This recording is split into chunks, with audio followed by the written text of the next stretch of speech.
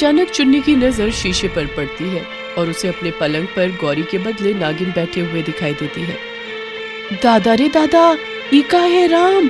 तुम नागिन हो। मैं शंकर को सब बता दूंगी। तुमने मेरा राज जान लिया है, अब तुम नहीं बचोगी। पर तुम ऐसा क्यों कर रही हो? तो सुनो, पिछले साल गांव का मेला था और शंकर सपेरा अपने गुरु से बात कर रहा था। ए शंकर, ये मेले में हमरा नाच सबका अच्छा लागत है, लेकिन तू हमारा नाच देखे काहे नहीं आवत है? अरे हमार गौरी, ऐसी कोई बात नहीं है। तू तो जानती है हमार रानी शहर में जमींदार साहब के बिटवा गुड्डू बाबू की सेवा में लगा रहे थे। रहने दे रे हमार राजा, हमरा नाच शुरू होने वाला है, तू है आवे की पड़ी। मेले में नाचने वाली गौरी स्टेज पर जाकर नाचने लगती है। उसे शंकर नजर नहीं आता। उदास होकर वो नाच के बाद जंगल की तरफ निकल जाती है। अरे ये कैसन आवाज है? लागत है झाड़ी के पीछे कौनो है। गौरी ये देखकर हैरान रह जाती है कि शंकर एक लड़की के साथ झाड़ियों के पीछे प्यार का खेल खेल रहा था। अरे चुन्निया, जब से तोहे जंगल में नहाते देखा है, हम तो बोराए के गौरी, अरे मैं तो तेरे बिना ना ही रह सकत हूँ, समझी? शंकरवा, गौरी से भी यही कहते का? सुन चुन्नी, गरीब सपेरा हूँ, गौरी अनाथ लड़की है, पुराने शिव मंदिर के पास बने मकान में लागत है कोई है। घर जा, मैं कल मिलूंगा। चुन्नी अपने घर चली जाती है। घर पहुंचकर चुन्नी ये देखकर हैरान हो जाती है कि उसके घर का दरवाजा खुला हुआ था। अरे मोरी माई, कौन है हो? बिना इजाजत के हमरे घर में कौन घुस गवा है? ये मैं हूँ, गौरी। अच्छा, तो तुम गौरी हो।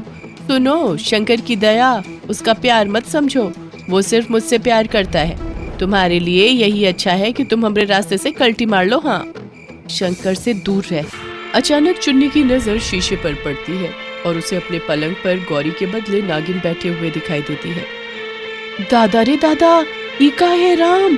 तुम नागिन हो। मैं शंकर को सब बता दूंगी। तुमने मेरा राज जान लिया है, अब तुम नहीं बचोगी। पर तुम ऐसा क्यों कर रही हो? तो सुनो, पिछले साल गांव का मेला था और शंकर सपेरा अपने गुरु से बात कर रहा था। देख शंकर, अगर अपनी शक्तियाँ बढ़ानी है तो तुझे किसी इच्छा। ये आप क्या कह रहे हैं गुरुजी? ये कैसे हुई? नागिन से संबंध? ध्यान से सुन, पूर्णिमा के दिन इच्छाधारी नाग और नागिन एक दूसरे के साथ मिलन करते हैं।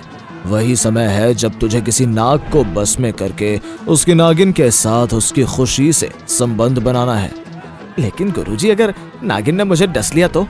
अरे मूर्ख, पूर्णिमा के दिन चांद निकलते ही नाग और नागिन जिस रूप में रहते हैं उसे पूरी रात बदल नहीं सकते। उनकी शक्तियां खत्म हो जाती हैं। नाग को आदमी मत बनने देना, लेकिन नागिन को औरत बनते ही उसके साथ संबंध बना लेना। फिर तुझे संसार पर राज करने से कोई नहीं रोक सकता। शंकर सपेरे ने अपनी शक्तियां बढ़ाने के लालच में पूर्णिमा के दिन जंगल में अपना जाल फैला दिया और मेरे नाग के आते ही उसे अपने मंत्रों से बांध लिया। स्त्री रूप में नाग के पास आई तो शंकर बोला, अरे ओ, तू तो बड़ी खूबसूरत है रे, जरा हमरी और तो देख, हम भी तो तोहार दीवाने हैं। क्या बकवास कर रहे हो? जानती नहीं मैं इच्छाधारी नागिन हूँ, मुझसे दूर रहो। अरे मेरी नागिन, तू तो आई नाग से मिलन करने है ना, तो आजा मेरे साथ मिलन कर ले। खबरदार, मुझसे दूर रहो, मुझे छूना नहीं तो मैं तुम्हें डस लूंगी।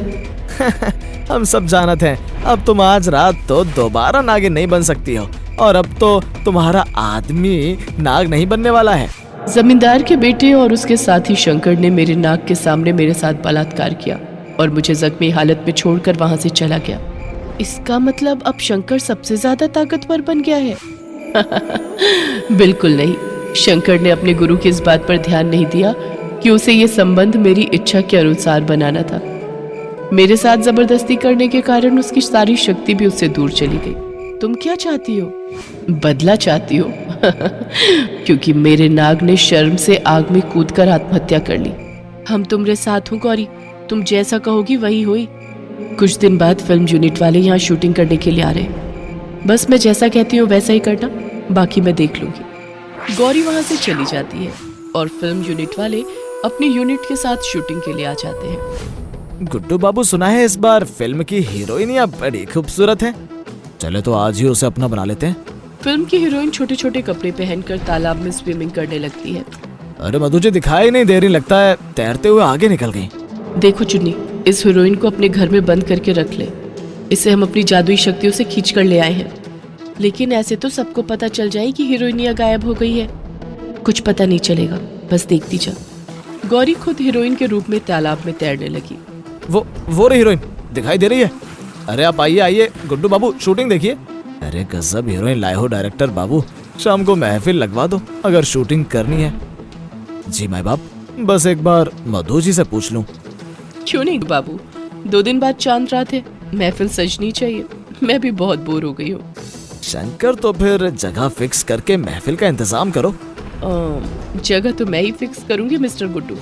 गौरी जिस जगह उसके साथ बलात्कार हुआ था वही जगह फिक्स करती है। रात होते ही सब वहां पहुंच जाते हैं। शंकर जी, आप मुझसे इतनी दूर दूर क्यों खड़े हैं? लगता है मेरा साथ आपको पसंद नहीं। अरे नहीं मैडम, ऐसा कोनो बात नहीं है, हम तो गुड्डू बाबू के सेवक हैं। एक बार जब वो इशारा करते हैं तब हम आगे बढ़ते हैं। लेकिन मुझे तो आप बहुत पसंद है। आइए ना, कुछ देर के लिए मेरे टेंट में आइए, कुछ बातें करेंगे। शंकर इतनी सुंदर हीरोइन की रिक्वेस्ट पर उसके टेंट में चला जाता है। उसके टेंट में घुसते ही मधु के रूप में इच्छाधारी नागिन गौरी गुड्डू बाबू के पास पहुंचकर कहती है, गुड्डू बाबू, अब इस महफिल में कुछ भी नहीं रहा। उस शंकर ने मेरे साथ बदतमीजी की है, मैं जा रही हूँ। शंकर की इतनी हिम्मत कहाँ है? मेरे टेंट में मैं किसी तरह जान बचाकर बाहर आई हूँ। गुड्डू बाबू शंकर को मधु के टेंट से बाहर निकलते हुए देखकर अपमान की आग में जलने लगते हैं और उसे गोली मार देते हैं। मधु उनके सीने से लगकर रोने लगती है। वो उसे लेकर अपने टेंट में जाते हैं। आप कितने अच्छे हैं, गांव में आप जैसा आदमी भला कहाँ होगा। मुझे तो आपसे प्यार हो गया है। आप बिल्कुल परेशान मत होइए, अगर किसी ने नजर उठाकर भी देखा तो मैं उसकी आंखें निकाल लूंगा। तो ये लीजिए चाकू। क्या मतलब? मुझे अपनी आंखें दे दीजिए ना। ये क्या बकवास है? गौरी अपनी नागिन के असली रूप में आ जाती है, लेकिन डायरेक्टर उसे नागिन के रूप में आते हुए देख लेता है और सपेरे को बुलाने चला जाता है। आप ही ने तो कहा था, जो मेरी तरफ नजर उठाकर देखेगा आप उसकी आंखें निकाल देंगे, तो फिर निकालिए अपनी आंखें। तुम यहाँ कैसे आ गई? मधु कहाँ है? ये धोखा है, चली जाओ यहाँ से। क्यों, आप मेरे साथ रात नहीं गुजारेंगे? मेरा तो आप पर दिल आ गया है। मुझे माफ कर दो, मुझसे गलती हो गई थी। सच कहा तुमने, मैं तुम्हें माफ करने ही तो आई हूँ।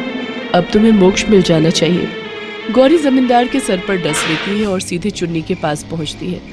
चुन्नी, तुमने मेरा बहुत साथ दिया है। इससे पहले कि डायरेक्टर सपेरों को लेकर आए और मुझे पकड़ ले, मैं जा रही हूँ। मैं चाहती हूँ कि तुम मेरी कहानी सबको बताओ। देखते ही देखते गौरी नागिन के रूप में आ जाती है और रेंगती हुई चली जाती है। उसे नागिन बनता हुआ देखकर असली मधु बेहोश हो जाती है। कुछ देर में डायरेक्टर सपेरों के साथ आता है तो चुन्नी और हीरोइन उसे रोकते हुए गौरी की सारी कहानी उसे बताती है। गौरी ने न्याय कर दिया है, अब हमें आपकी जरूरत नहीं है, आप जा सकते हैं। सपेरे वापस लौट जाते हैं और फिर वो कभी किसी को दिखाई नहीं देती।